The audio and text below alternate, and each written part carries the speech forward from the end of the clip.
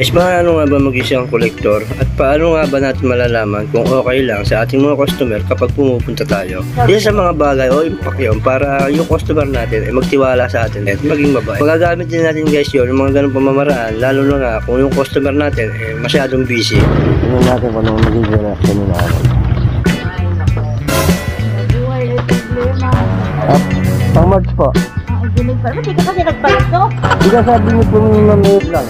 Kapag talaga naging collector ka, wala. Approachable, kapag ano na yung mukha mo. Alright mga boss. Good morning ulit sa inyo. So, another sa paglaran na naman po tayo. Buti na lang guys, medyo hindi masyadong mainit ngayon. Nagahan na rin natin. Yun na nga.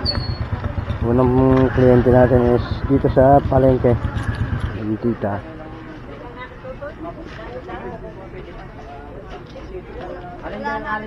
Actually nagawa ko na to guys. Kasi pag sa mga ganito, kailangan flexible ka. Bola lang yan! 921 times 2 1842.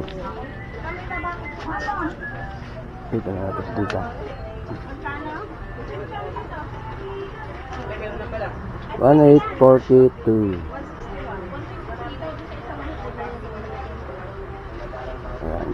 Ayan naman oh. Yeah boy! Thank you po. Ayan naman oh. Oh. Ay. Nagkanga ng mga magtitinda. Ayan naman oh. So yun guys, paano nga ba mag-isang kolektor at paano nga ba natin malalaman kung okay lang sa ating mga customer kapag pumupunta tayo? Una kasi guys ay hindi nyo munang tatanungin kung anong araw o anong petsa o anong oras sila pwedeng puntahan. Yun napakahalaga nun guys, lalo na kapag busy ang ating mga customer.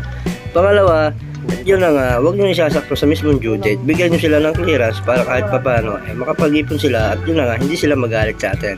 Isa sa mga bagay o impact yun para yung customer natin ay magtiwala sa atin at maging mabait. Magagamit din natin guys yun, yung mga ganong pamamaraan, lalo na nga kung yung customer natin ay masyadong busy. Ito mga lods, tindahan naman yung pupuntahan natin. May time kasi na medyo masungit ang paniningil ko dito kaya yun. Tapos pasto pa ito. Alam ko late na to eh. Ito kay nanay na to. Tingnan natin kung anong magiging reaction ni nanay. Ay, nako. Buhay ay problema. Isang buwan lang po, Nay. Oo. Ay, ewan. Ito po ay pang March, Nay, ha? March, Up. April? Up. Pang March po. Dinig pa. Hindi ka kasi nagpalit to? Di ka sabi niyo po naman Tapusan? opo, nung nagpunta naman po ako dito Wala ako dito noon. wala po kayo, hindi ko po kayo nakakita eh. Buti nga ho, umabot pa kayo, wala na ho ngayon eh. Bus na ho eh. Pare po. Doon sa... Nay, babalik po ako ng katapusan, ano po? Doon sa Agosa. Para makabulabul po tayo. Apo. Thank you po. So, yung binayaran ni nanay is pang March pa lang. So, hindi naman tayo nagkukulang sa pagpapaalala, pagpunta sa kanya. May time lang talaga na, siyempre, lahat naman tayo nagigipit. Kaya yun. Give and take lang ba? Pagbigyan ko si nanay, pinagbibigyan din ako. Yun lang. Kaya yun, katapusan babalikan ko siya para sakaling kayanin makahabol-habol. Yun lang guys ang mga diskarte kapag isang kolektor ka o baguhan. Kailangan talaga marunong ka nang makipag-usap. Number 1 na kailangan yun sa ganitong trabaho bilang kolektor. Down the road to take me home. Through the rain, not alone, just between us.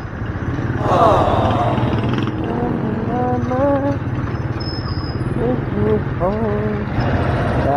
Traffic na. Woohoo. Traffic na. Woo! Abante.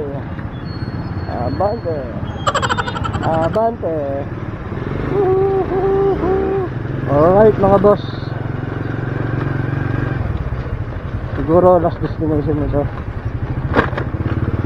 Napakahirap pa naman manili talaga dito sa backfield nito. Kaya last destination ko na to. Sana dito sila.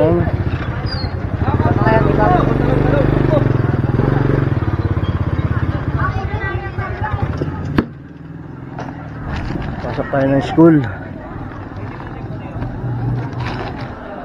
Sakto break time guys. Kaya last destination ko na to. Yun lang. Kapag talaga naging collector ka, wala. Approachable, kapalan mo na yung mukha mo. Nag-aaram nyo lang. Hintay lang po kayo sa Maynila at yung nagagaling.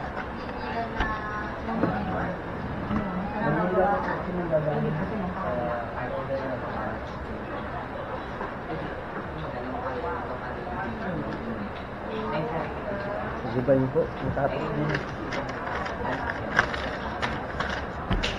Madam, salamat po. Tapos din ang pagtitiis. Uy, sana all!